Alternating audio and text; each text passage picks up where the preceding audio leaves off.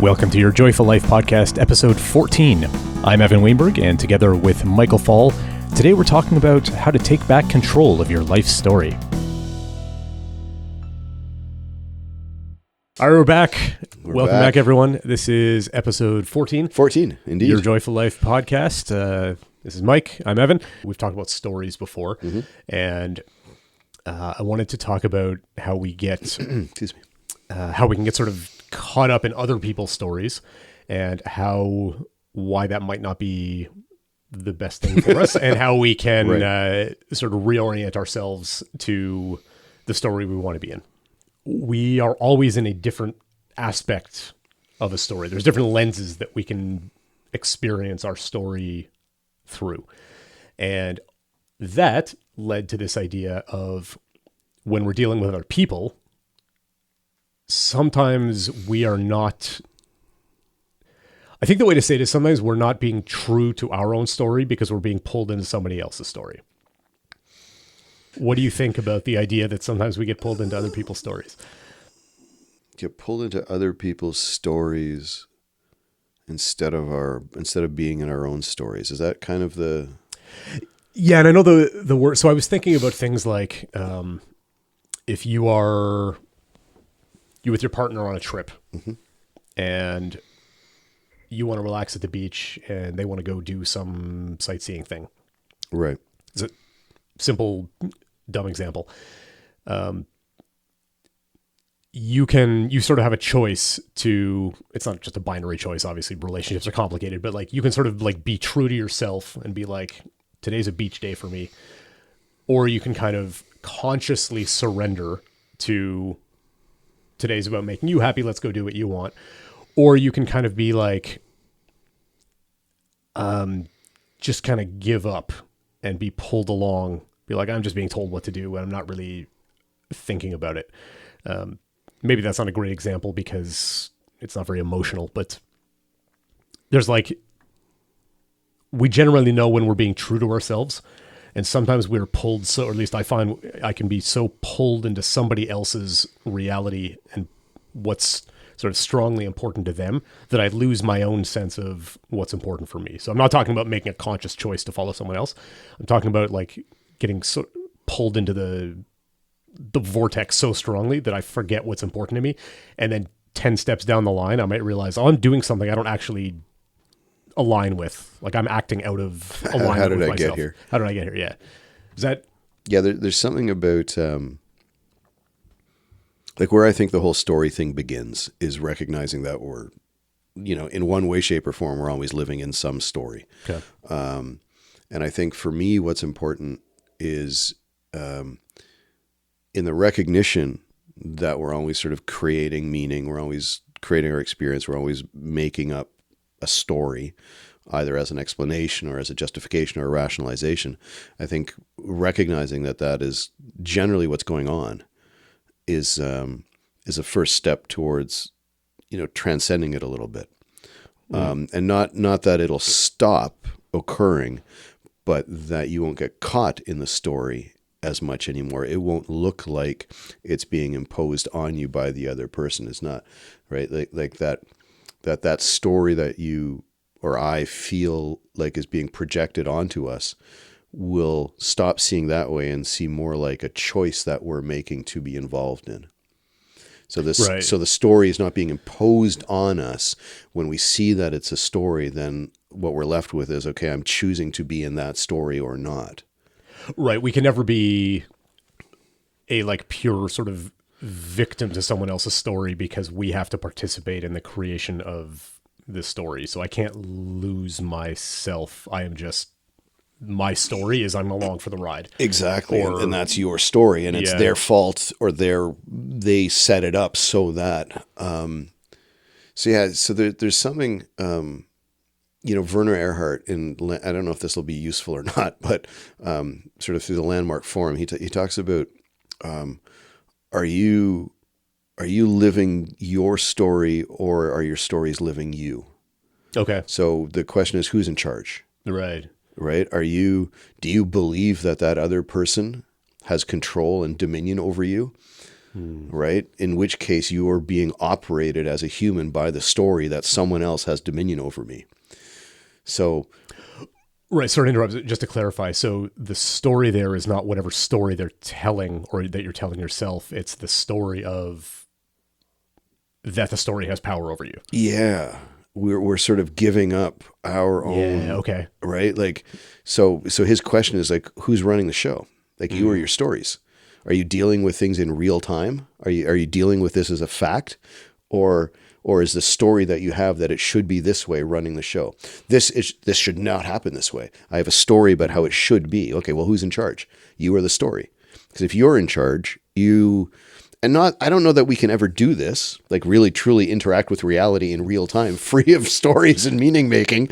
But I think an awareness of the fact that we make meanings and we create stories is quite liberating. It's a huge step towards interacting more directly with an experience. Like Singer talking about the river doing the river thing. Yeah. Right? So I'm watching the river. The river doesn't give a shit if I'm watching. It's doing its thing. So can I observe the river doing the river thing? Or do I make up a story about what it means that the river is doing the river thing? And I think the more awareness we bring to the fact that we are living in a story, the less impactful that story is. Okay. So there's something about an awareness of that softens the grip of any particular story. Okay. So you're making me think about there is a story that I have been caught up in for a long time. Right. And I have been realizing recently that I gave up too much of myself to be aligned with that story. What I mean is I agreed to a story. Right. Right. I'm not saying I didn't have responsibility. I created a story. I created a story. I aligned myself to that story. I lived that story. Mm-hmm. And I'm realizing that I was sort of dishonest with myself. Right. I gave up too much in the operating under that story. And so now I'm having to tell myself a new story to kind of reclaim some of that, to feel like I felt like I was living the wrong story. Right. I felt like I was living a story that was dishonest to myself. And I am now working on, I guess what you're saying about Werner, which is like the story was kind of living me. And now I have to, is it take control back? Is it just tell a new story? Is it write a new story? Is it, Step one is certainly, oh shit, I was being lived by a story. You could change belief. You could probably use story and belief sort of as synonyms here, right? If I believe that whenever my wife is acting a certain way, it means this, right, then that becomes a truth, whether it's true or not. So if I'm always reacting the same way to what I perceive to be that I'm not actually living of my own free will. Yeah. The story's got me. And that story, most of them, as far as I can tell, we get them really innocently, right? And we get them when we're young. We get them at all different ages, but a lot of them, be careful. My daughter, my then partner and I went to Taiwan, took our daughter there. She was 1.5 years.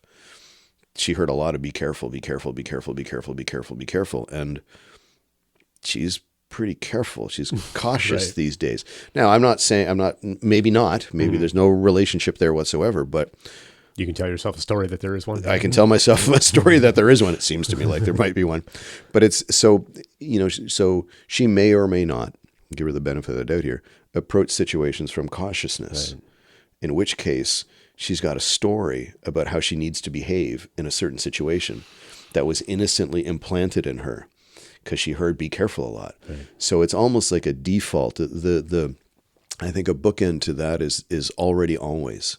So this is another landmark kind of language thing, is already always. If you already always know what's next or what's coming, or, well, they're doing that means this.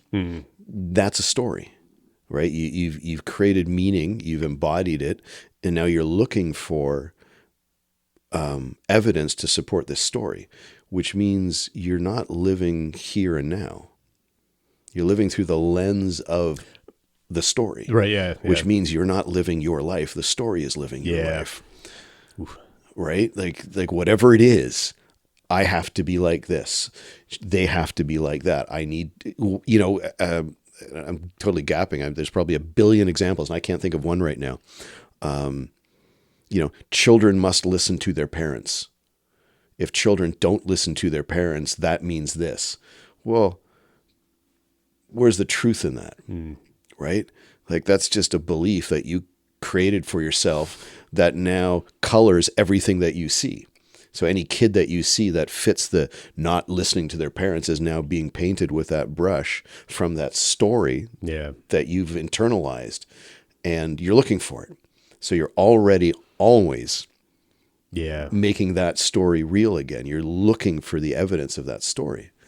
So I don't know if it does fit. I can figure out how we can cobble that together a little bit more seamlessly, but there's something about, I think a story is something that,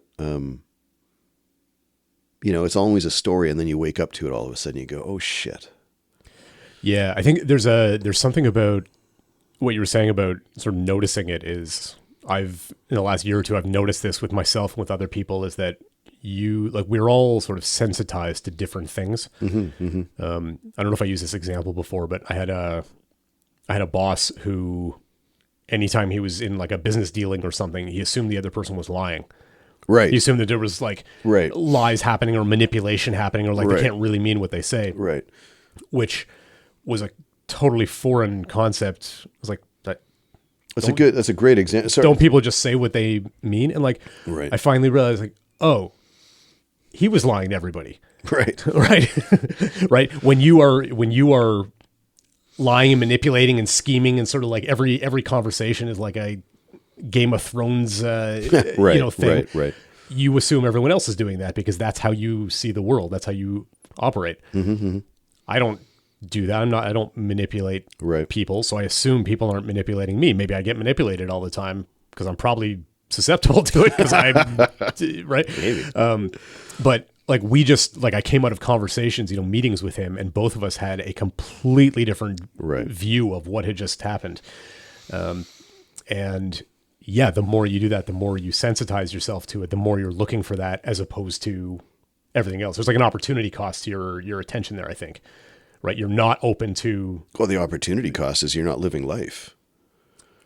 Right. Well, you're not open to the other types of experiences that could be coming up because you're looking at it through your lens. Yeah, exactly. That story becomes the pervasive thing, right? Yeah. So everything is being viewed through that story, which to me seems like you've given up your own sovereignty, right? It's like, yeah, the instead of being in the role of creator, you're in the role of victim too, right? Like, yeah, there's something.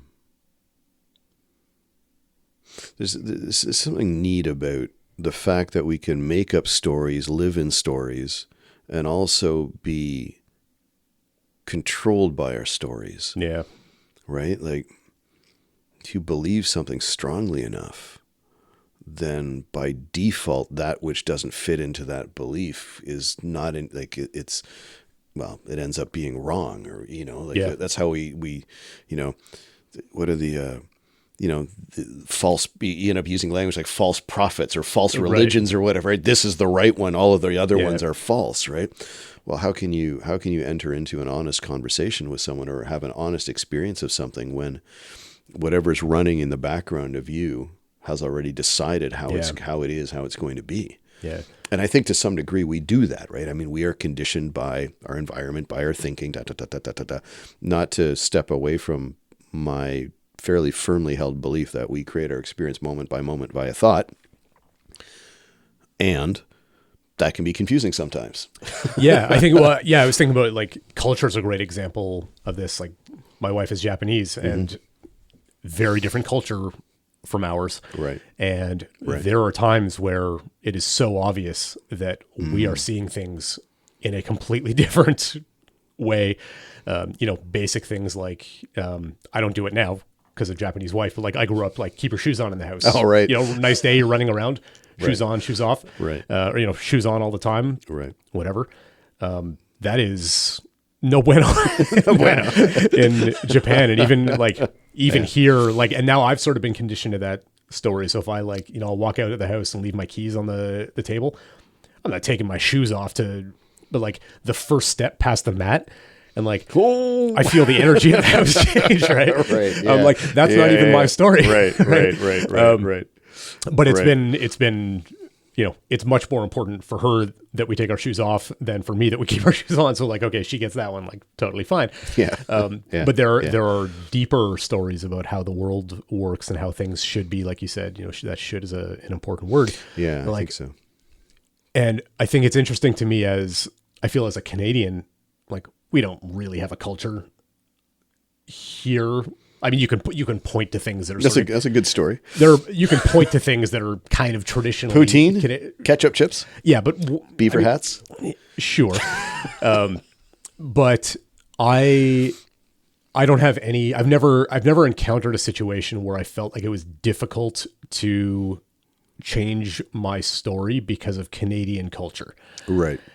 Right. So Right. like Japanese culture is very homogenous. Like there are ways of doing things. And there are other cultures like that as well, where you feel like if you're going against it, you're like your ancestors are unhappy about it. Right. You stand out. Yeah. Yeah. Like it is a big deal. Whereas here, there's not enough consistency in Canadian culture to be like, whoa, you're like, okay, maybe you're different from like, oh, you're just doing a different thing. Like I've never felt a strong conflict. Yeah. I got you.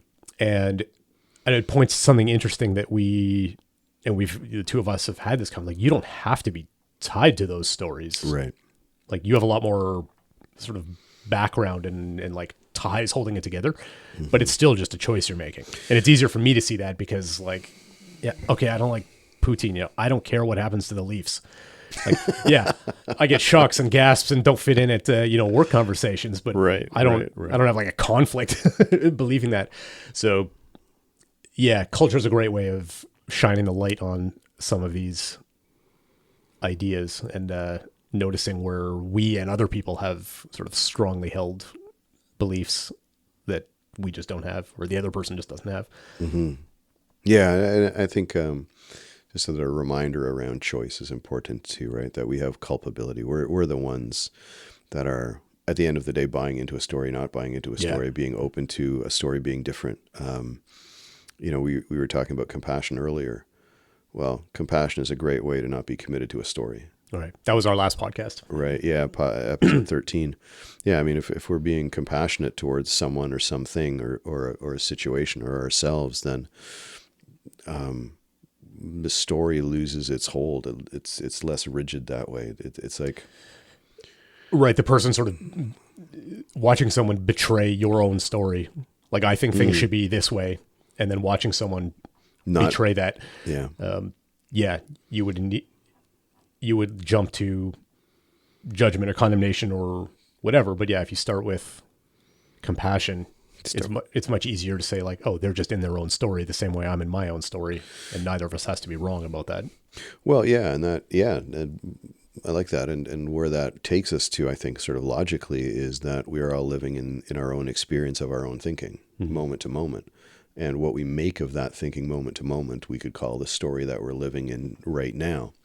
And if we can see that that's all that's always happening with everyone on the planet, we're always just living in the moment of our experience of our thinking in this moment, we can be a little kinder and gentler to people because we have all abused that power or misused that power in some way, shape, or form.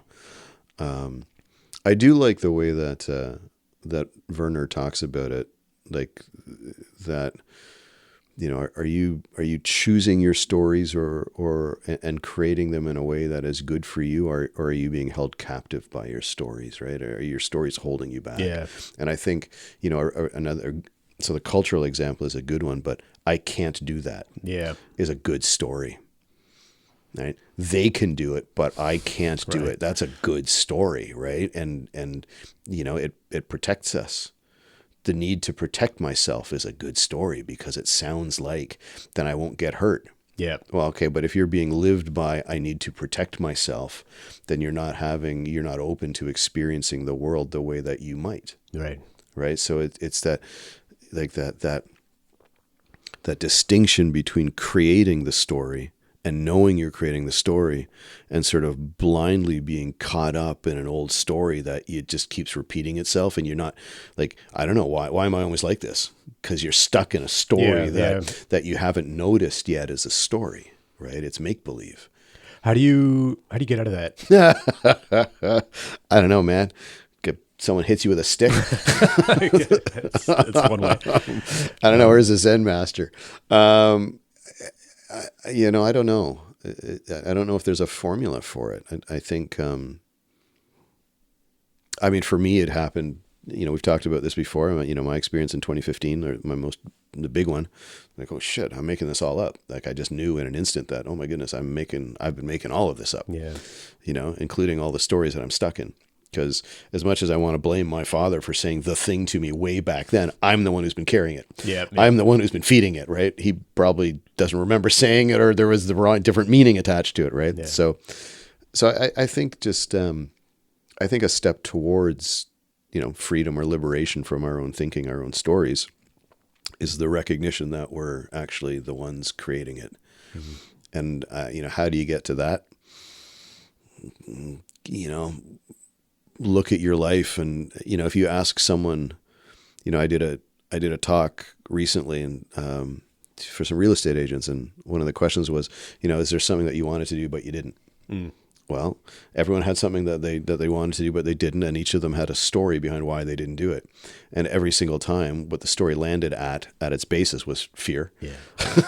Right. So you have a story about fear, and now you're not creating that anymore. You are living that. Like, in every moment, you're breathing more life into this existing story that is made up, just as much as it would be made up to go in a different direction. Yeah.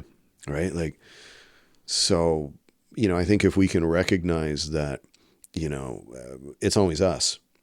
Oh, so what stopped you from doing it? Oh, well, it was me. Yes, it was. Do you understand the gravity of that it was you, not just flippantly? Oh yeah, well, me. I who gets in the way of what you want to do? Oh, well, I do. But that's not where people usually start. There's the circumstances and situations and reasons and yes and no. So yes, most people start externally, but if you ask someone, and I've conducted this experiment often enough, right? Well, who gets in your way? Well, it's me. It's just me. It's just my thinking, and then the explanations come. Oh, that's interesting. I would have expected the other way around. I would have thought it starts with the explanations and then the grudging acceptance and admitting that, oh, it's actually just me. Yeah, they all kind of swirl around, right? But in my experience, when I ask someone, okay, so who's responsible for this? They go, well, I am. Okay. So I think that on some visceral level, we know that there's a responsibility for the stories and the meaning and the experience. I think on some level we know it's us. Okay. But I don't think we know that it's us. Oh yeah, no, it's me. Okay, it's you. Yeah, no, it's me. I'm getting in my own way. Oh, okay. Do you understand what's on the flip side of that? Which is you don't have to get it. Right. So you've got a story that, oh yeah, it's me. Very sort of in a flip way often. And then the explanation comes. Oh, it's because of this. It's because of this. It's because of this. It's because of this. And then you got to get someone to circle back to, oh shit, it's me. And I have control. I have the ability, control is not the right word. I have the ability to create a new story. Right? It's like, I don't want to make the same mistakes over and over again. I want to make entirely new mistakes. For sure, yeah. Right? That's growth, yeah. So I'm stuck in a story. Okay, well, if I'm stuck in a story, if I've been stuck in the story of I'm not worthy or I'm not good enough, and I've been living there for 40 years, well, then I've spent 40 years not living my life. I've been lived by the story of I'm not worthy, I'm not good enough. Well, if you can see that you're actually creating that story, then you can change it. But you can't change it until you sort of see that you're creating it. Yeah. So how do you... you can't just hit people with sticks. I mean, yeah, I think you're right. It is just the awareness and acceptance. Like, if you can't accept that as a fact, transformation will be difficult. maybe impossible. Yeah. And once you do, it's like, then you can, yeah, you can see your way through it. And I suspect it's, at least in my experience, there is, you don't like the word work, but like, it's not just a switch. It does take, or it may take some kind of process to undo a story and turn it into a new story. And that's a good story. That is a story. Yeah. Right. Like that's like, I don't mean to, Yeah. right. That's a story too. So an example of this, when I got into the coaching gig, when I got rid of the gym and got into coaching, so Dominic, who we both know, Dominic Scafidi, well, it's going to take you as long as you think it's going to take you to create your coaching business. It's going to take you as long as you think it's going to take you. Okay, well, I got a pretty solid martial arts background. I understand time in, whatever. So it took 5-6 years to get a black belt, and then the subsequent belts came a little faster. But the point is, I got a story that things are supposed to take a certain amount of time. Right. So for me, there was no way that a coaching business could materialize from one day to the next. Well, Dominic does not hold that story. So for him, a coaching business appearing from one day to the next, totally reasonable. For me, it's like, that's fucking ridiculous. What do you mean? Right. It's got to take time. So I've got a story that it's got to take time. So that's true for me. It's not true, capital U, universal. Yeah. Okay. Right? Like, this is a story. So I've seen this recently. In fact, I said to Julie, it's kind of funny the other day, it's like, you know what? I feel like I finally put my time in. Coincidentally, it's been 5 or 6 years. Right. Right. Shit, really?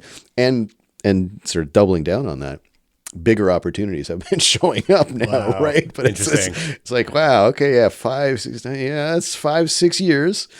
And yeah, I have had a story that it's going to take this long. There's no, who says? Right. Oh, I did. I've been telling myself this whole way so that it couldn't be different. Oh, it's so interesting. I had this story that it's going to take this long, and it did. All because I did martial arts where it takes time to go from white to black belt. And I applied that to everything. Oh, it takes time. A gym guy. Well, you got to lift small. It takes time. I morphed that into some story about how my life is supposed to work out in every area. Well, it's got to take time in. It's like bullshit. No, it doesn't. It's wild, eh? It's like from like I blame it on, the martial arts. Oh, it takes 5 or 6 years to get a black belt. Oh, that must mean that everything takes time. Right. That's how long. Yeah. Yeah. What if it doesn't? So who's been living my life? I've been living my life. We're not really saying you don't live you don't, but I've been living my life from the belief that things must take this amount of time. And therefore everything that I'm doing is in support of that belief, which is it's everything is in support of the story. Yeah. That's such a good example. Like all of a sudden, such a beautiful, frustrating example. It's like, wow. Okay. So I'm just, I really want my coaching business to be successful, or whatever it is. I really want this to happen, but I'm holding a belief that says it's going to take this amount of time. Well, who's living life? Not you. The story is in charge. Yeah. Right. Like, it's crazy. It's so innocent. Yeah. And it was funny. Like this, the other day, I remember turning to Julie. I was like, I think I finally get it. Like, I've put my time in. Well, that's a fucking story too, isn't it? Oh, I've put my time in, it's just. Right. The exact amount of time you predetermined had to be the amount of time to put in. Yeah. Right. Exactly. Which came from something completely different and distinct. Wow. In martial arts, if you are starting from zero and you want to attain a showdown or first degree black belt, yes, depending on how much time you can commit, it's going to take 3 to 6 years. If it takes less than that, you go somewhere else. So, you're right. So in that world, it takes 5 years to attain a black belt. Why does that mean that applies anywhere else? Yeah. Oh, I made that mean it. What? It's hilarious. A self-fulfilling prophecy there. So how does one get to the point, the next thing, whatever next thing you're going to do? If there's a next thing, how do you break out of that story and tell yourself a new story that is so believable that it is as effective as your previous story? Yeah, that's a good question, isn't it? That's the thing I always struggle with. Question, like I've tried the, it's already here or whatever. Like I maybe I don't believe it enough. but it doesn't seem to. I think for me, it's just so, how do you, I feel like a broken record sometimes, but it's like, I noticed that this was a story. Okay. And I made that story up. To me, that now means that I could have created the story differently. And that just because I hold a belief about something doesn't mean it needs to play out that way. Yeah. So it's like seeing through this story. And this was like a slap, like it was hilarious. I was like, oh shit, you know? Yeah, it's helpful when they're so obvious. You know? Or eventually, really? It's not. Yeah. Well, exactly. Eventually, obvious. So I think, so what's arisen now for me is that anything is possible. You know, I've had, and we'll use this language, I've had resistance sort of in the growth of my coaching business. It had to follow a timeline that I made up and then stuck to and insisted on. What I'm seeing now is that doesn't have to be true. And I think it's just getting a break from, it doesn't have to be this way, opens the door enough for it not to have to be that way. You know, like, I mean, it's talking about the real estate thing that just came out of nowhere. It could lead to 30 clients. It could lead to 0. It doesn't matter. But the opportunity presented itself in a split second out of nowhere. No conditions on it. Yeah. Right. I don't have a story about that. So seeing through this story of creating the business, and it's got to take this. And I've had other people, like professionals, say, well, you know, it's going to take you 5 or 6 years to build it because you got to get out of your own bullshit first. So it's being reinforced. So I've got my own story, and it's being doubled down on by people that I sort of look at and admire. It's like, oh, well, I'm right. See, it's going to take 5 or 6 years. And the beautiful, so this is the where this leads to is I get to be right. Yeah. See, look, it took 5, 6 years. See, I was right. I was right. Right. You know, so I took this thing, turned it into something, lived my life according to what I've turned this thing into. And then I get to turn around at the end of it and go, see, I was right. Right. And the whole time it could have taken 2 days. Right. Like, so another crazy example of this. I have a client that I've just started with, and he's moving from working for someone else into self-employment.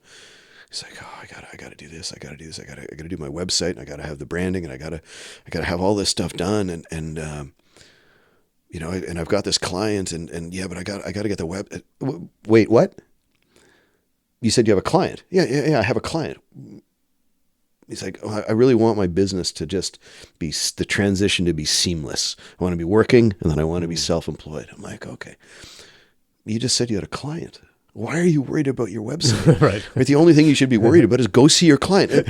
So he has this story of the website has to be done. The business cards have to be done. I can't show up there in an unbranded vehicle. I've got to have branding on my vehicle. Right. I can't do it. This is his story of what it looks like to run a business. Yeah. Okay. So he wants the business to go from employment to self-employment seamlessly. And he's got a client, and he's putting all this stuff in the way, which is, it's got to look like this. It's got to happen like this. It's got to happen like. And then someone like me walks along, comes in and goes, so you got a client?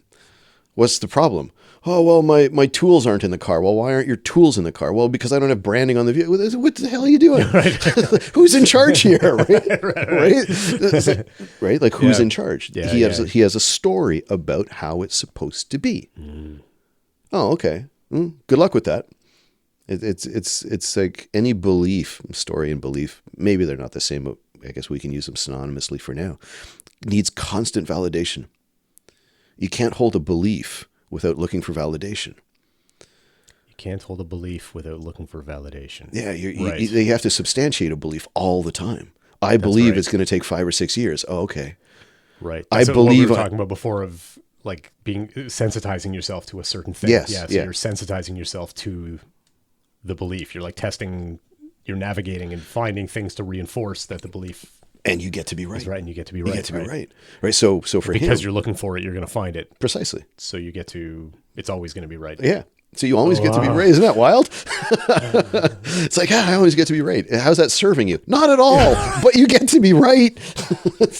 And if you're really playing the game well, you get to blame everyone else for the story that you're in, right? It's like, no, you're making this shit all up.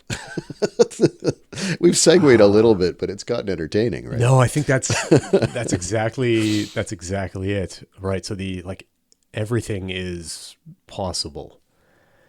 but for the fact that you think there's a limitation somewhere. But I was going to say, everything is possible. So you can tell yourself the story of like the best possible outcome. Right. Yeah. You can start with that as the belief, and then all of your attention will go to things pointing it out. So like your client as an example. Yeah.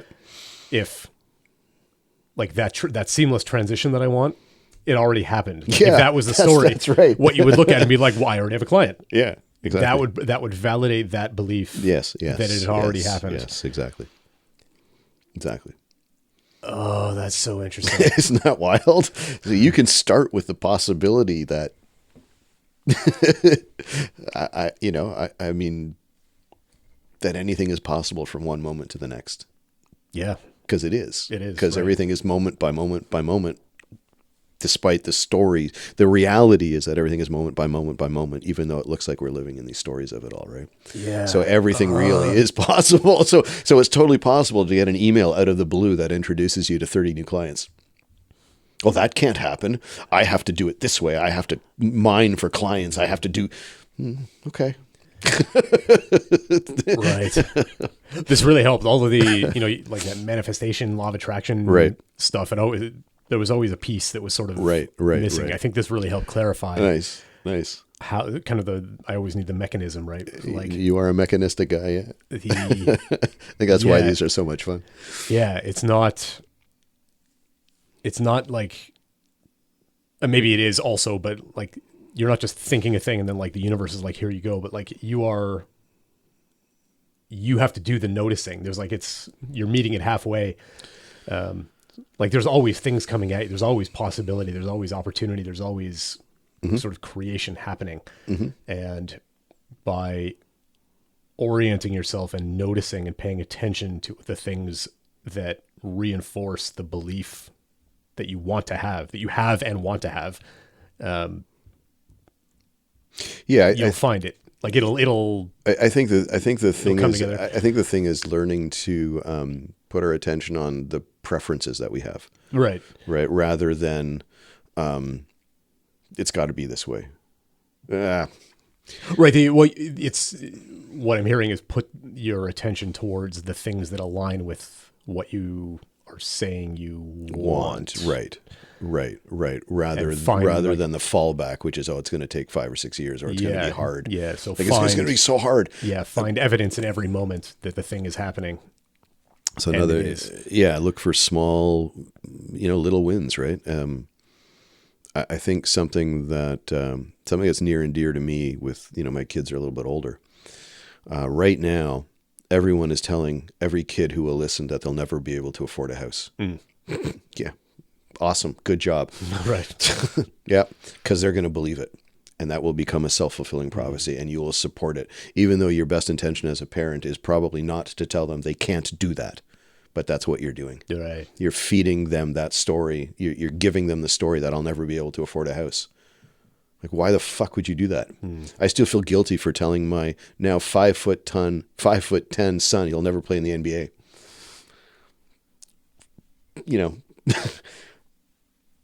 5'10", little white kid from Guelph. Probably not ridiculous to say he's not going to play in the NBA, but I still have guilt about presenting him with the possibility that something that he wanted to do wasn't possible. Yeah. There's such a disservice. You'll never be able to afford that. Kids will never be able to afford their own homes. They'll never be able to. Why would you? Yeah. Why? Yeah. Well, how do you? With what right do you? What right do you have to impose your beliefs onto someone else? Yeah. Especially if they're younger, right? Yeah. Because they're just going to grow up hearing and believing. Oh, I can't do that. I can't do that. I can't do that. Like, what? Yeah.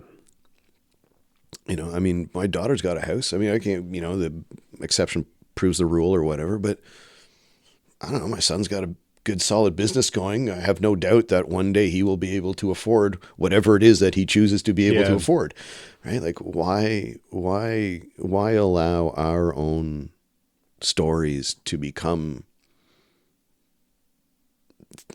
I want to say someone else's stories. That's not quite what I mean, but why let our beliefs and limitations, why impose them on someone else? Yeah. Right? Yeah, it's possible. Yeah. Yeah. You want a house? Yeah, you could have a house. what's the problem here? Yeah, there's steps. Yeah, you want a me- business? Yeah, you could have a business. Yeah. You know, if you're 65 years old and you want to, you know, and you're 5'8" and you want to be 6'2", well, okay. But, right. but you know, Yeah, I said it reminds me of a thing on I think it was on Twitter or something. Someone had a story and they said they were talking to their niece or something, and niece said, "You know, I want to be an astronaut." right? And the guy said, "Well, you have to like be really physically fit, and you have to have like an engineering degree and a whatever, and like these like you know major like things you have to do." And the niece's response is, "That's only 4 things."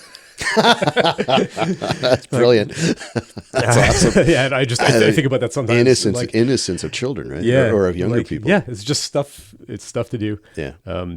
I think about when I grew up, like the message I heard around money was like money is tight. That was like Right. the money message I got because me too. money was tight. Yeah. Money was tight. Yeah. Same. I grew up thinking money was tight, and my money was always tight until I spent a lot of time figuring out how to like learning about money, and now amazingly money is not as tight anymore. And with my kids, like we do a thing, we set up a little investing account for them, and they can earn allowance every month, and the deal is if they invest their allowance, we match the contribution. Oh, very cool. So like they instantly get 100% return. What a great idea. Their $15 or whatever. Whatever, it doesn't matter like, what it doubles. is. Yeah. And so like my son sort of took this, like he's taken it to heart, and he's like now he's making spreadsheets about like how money can grow and where he can be, and how cool is that? How he can earn more money and contribute to it. Like to him, money is not tight, and like day to day, it's not his money, but like money's not tight. Like he's not hearing that from us, but what he is hearing is a different message than I heard, which is like money is available. Like money grows. Money is a tool. Money is something that you can learn to manage. And like, man, I wish I had heard some of that. Oh, me too. Yeah. So it is these like the story does shift your belief, which shifts your experience, which shifts your reality. There it is, right? Yeah, but you can get out of it. So so to circle back to that question of, you know, how do you step out of it? I think maybe you just get lucky and you notice one. and if you get lucky and you notice one, or you listen to this podcast and you go, you know, maybe you notice where you've got one of your own stories that isn't serving you, or one of your own stories that doesn't need to be true. And if you're really lucky, maybe you can see how you've been keeping the story you're living in as the truth rather than something you temporarily believe. Yeah, nice. I like that. I like that framing of temporary. Yeah, I happen to believe the story for, you know, the last 30 years. I mean, I feel like I'm rid of most of mine at the, you know, ripe old age of almost 58. I'm mostly done with my stories, but I know there's still some little fuckers in there, you know, that I just, that I don't see fully. All right. But yeah, that was fun. Okay, cool. Well, go think about a story that's maybe not serving you anymore, that, maybe you could tell yourself a new story. Yeah. And really, you know, try to step into the fact that you can just tell yourself a different story. Yeah. Like you can actually just make up a new story. You know, once upon a time, insert whatever it is. New story. Yeah. Cool. Okay. All right. Awesome. Thank you. That was fun. Yeah, that was fun. Right. Thanks, everyone. Thanks. See you next time.